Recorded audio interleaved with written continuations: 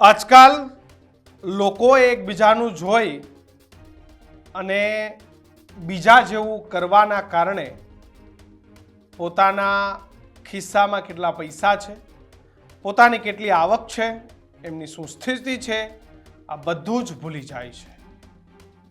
લગ્ન પ્રસંગો આ બધી પરિસ્થિતિમાં મા બાપે પોતાના દીકરા દીકરીઓના શોખ પૂરા કરવા માટે થઈને બિચારા વ્યાજે પૈસા લઈને પણ ભવ્ય લગ્નો કરવાનું વિચારે છે.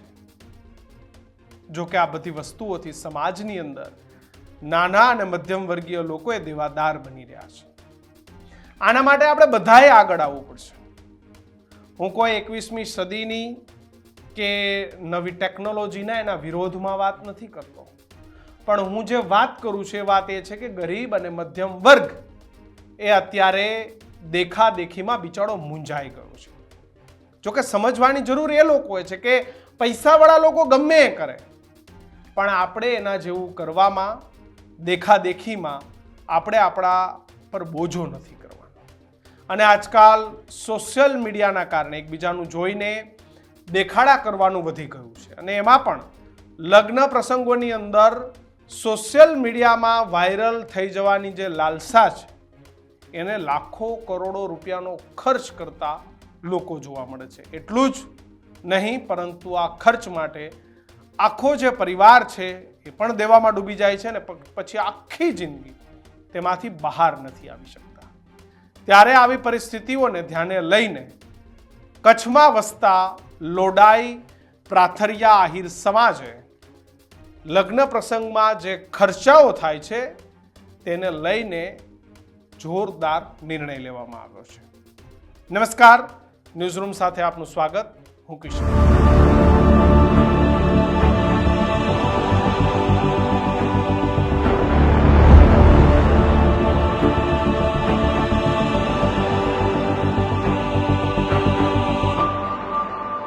લગ્ન અને પ્રસંગોની અંદર થતા ખોટા ખર્ચથી બચવા માટે ત્યાંનો જે લોડાઈ આહિર સમાજ છે તેને નિયમો બનાવ્યા છે કે સમાજ દ્વારા લગ્ન પ્રસંગમાં માતા પિતા ઉપર ભારણ ન વધે તેના માટે સોના દાગીનાની લેતી દેતી પર સૌથી પહેલા પ્રતિબંધ લાદવામાં આવ્યો છે.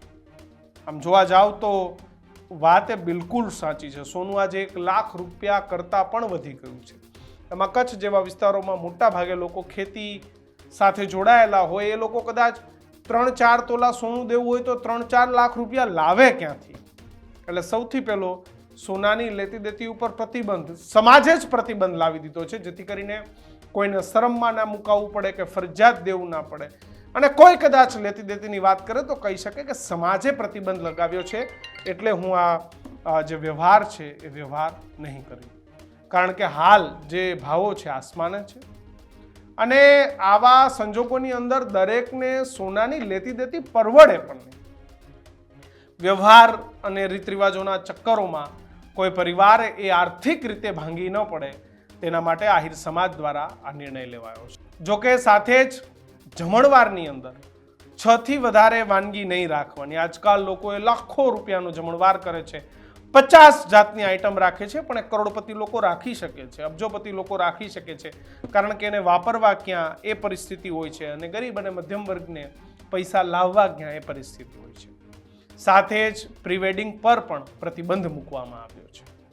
આ સિવાય લોડાઈ પ્રાથરિયા આહિર સમાજ દ્વારા જે બીજા પણ અનેક મહત્વપૂર્ણ નિર્ણયો લેવામાં આવ્યા છે, જેમાં જમણવારની અંદર 6 વાનગી તો ન જ રાખવી, પરંતુ સાથે સાથે જે પણ વ્યક્તિ એ 6 થી વધારે વાનગી રાખે તો એને 2.51 લાખનો દંડ કરવામાં આવ્યો છે.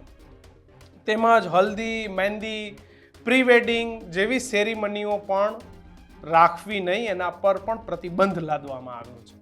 અને સાથે જ વરરાજાઓ જે આજકાલ મોટા પૈસામાં જે શેરવાનીઓ સીવડાવે છે એ શેરવાનીઓ પણ પહેરવી નહીં, એના ઉપર પણ 1 લાખ રૂપિયાનો દંડ નાખવામાં આવ્યો છે.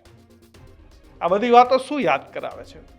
આ બધી જ વાતોએ આપણને આજથી 20 થી 25 વર્ષ પહેલાના લગ્નોમાં લઈ જાય છે, કે જે લગ્નો આપણા માતા પિતાના, આપણા વડીલોના થયા હતા.